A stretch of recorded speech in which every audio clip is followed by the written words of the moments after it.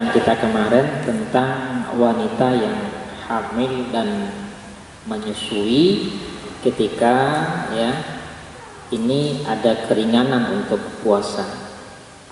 Nah, kemarin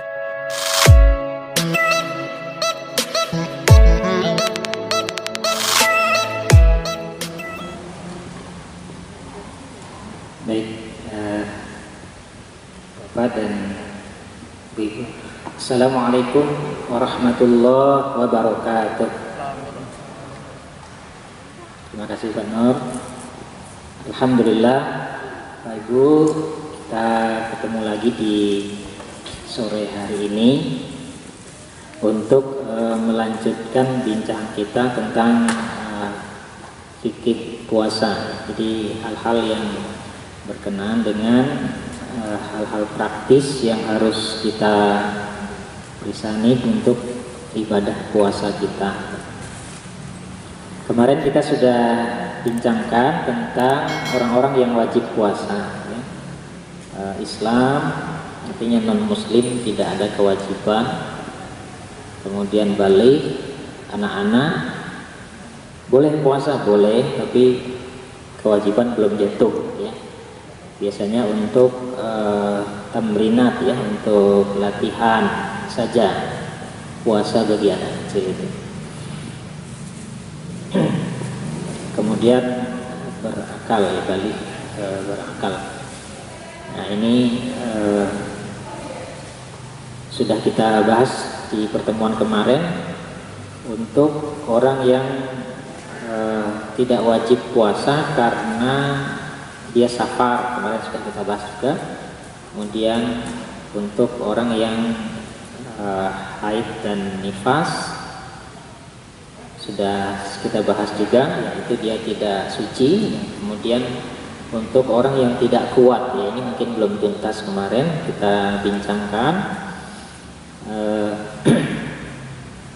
Sekarang kita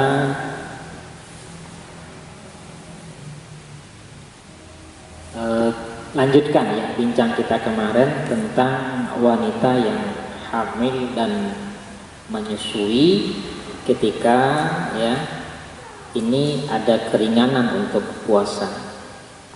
Nah, kemarin kita sudah bincangkan ini sedikit. Barusan ditanya Pak Nur, bagaimana kalau nanti dia hamil kemudian puasa, setelah hamil kemudian menyusui nanti ketemu lagi dengan puasa satu lagi Terus membayarnya gimana itu mungkin 2 tahun full itu kemudian nggak pernah puasa Nah, kemarin kita sudah bincangkan tentang hukum orang hamil dan menyusui Bapak Ibu, yang kita bincangkan kemarin saya sudah sampaikan ini pendapat ulama yang ketika mengkiaskan, menganalogkan kenapa wanita hamil dan menyusui itu mendapatkan keringanan untuk berbuka.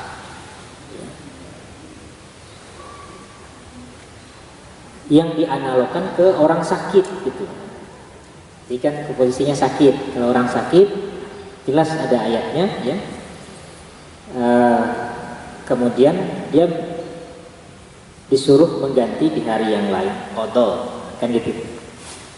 Nah, tetapi di sini ada pendapat juga yang menyatakan menganalogkan orang hamil dan orang yang menyusui ini kepada orang yang tidak mampu puasa.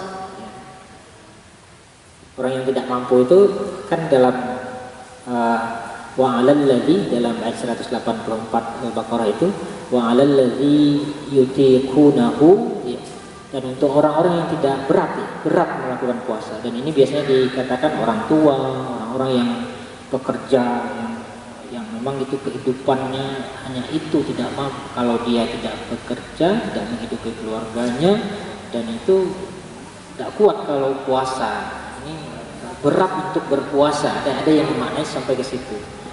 Ini fidyatun ta'amu miskin, membayar fidyah yaitu memberi makan orang miskin. Ada yang menganalogkan ya, wanita hamil dan menyusui itu ya kepada orang yang berat ini. Nah, sehingga bapak ibu bisa jadi mendapatkan yaitu fidyah gitu. Nah, kalau fidyah itu berarti analognya, kiasnya ke orang yang berat tadi. Tapi kalau kemarin yang kita sudah bahas itu, ketika kiasnya kepada orang sakit, maka posisinya seperti kemarin, ada alasannya yang dikhawatirkan siapa. Nah, gitu. Jadi persoalan itu. Nah, tapi ketika kiasnya kepada Syekhul Kabir gitu ya, orang tua yang sudah renta gitu, yang tidak mampu lagi, nah, maka tidak ada qadha. Kan kalau sakit qadha, tapi kalau dianalogkan kepada orang yang tidak kuat untuk berpuasa, maka nanti dia bayar fidyah. Nah, bisa jadi bapak ibu ya, kemarin kan saya cuma bayar fidyah aja disarankan. Nah, itu analoginya dan pendapat itu diterima, diakui ya, membolehkan itu. Nah, jadi sehingga ya dia tidak mampu untuk melakukan puasa untuk wanita yang hamil dan menyusui ini.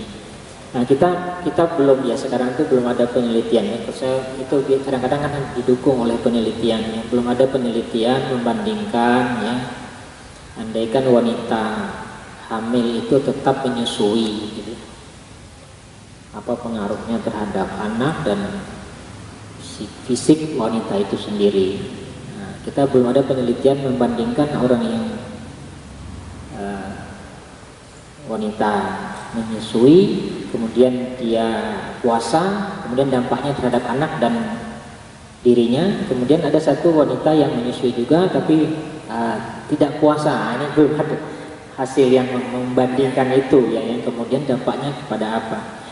Karena dari pendapat ulama yang mengkiaskan wanita hamil dan wanita menyusui itu kepada orang sakit ya, itu sepertinya wanita hamil itu kan tidak sakit sungguhan itu. Sakit sungguhan tuh sakit dibuat ya gitu. Jadi khawatir kan gitu biasanya, khawatir nanti membahayakan anaknya, khawatir terhadap dirinya. Khawatir ini kan belum tentu kalau kita meyakini. Ada juga yang wanita hamil dia tetap melakukan puasa karena menganggap tidak apa-apa, tetap kuat kok, nggak apa-apa.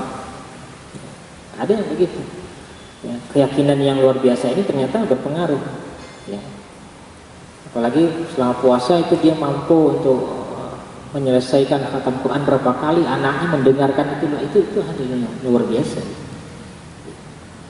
dalam keadaan puasa lagi. Nah, yang minta menyusui ada juga yang anak saya nggak apa-apa, asupannya tetap terjaga, tidak berpengaruh secara kasar, tidak apa kepada anaknya, dia tetap aja menjalankan puasa. Ya. Ada yang begitu.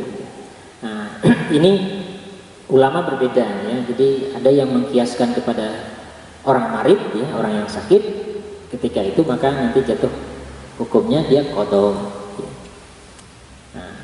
Ada yang memposisikan kepada orang yang yutiku berat ya, untuk berpuasa, maka tentunya membayar fidyah. Nah, nanti silahkan Bapak, karena itu dua pendapat itu diterima di kalangan ulama fikih, membolehkan. Dia mengkiaskan ke apa? Nah, di sini kalau saya sendiri ya, yang saya lakukan mengkiaskan ke wanita yang berat untuk berpuasa. Kalau itu memang dirasakan berat ya. Kita melihat ketika dia puasa itu ya anaknya rewel apa semuanya macam-macam, istri ya kemudian udah batalin, penting nih anak ya. Nah, kadang juga seperti itu. Nah, itu berat berpuasa itu nanti dia cukup fidyah ya. Nah, jadi kita mengkiaskan kepada yang yutiqunahu ya, yang berat untuk berpuasa. Nah, sekarang ya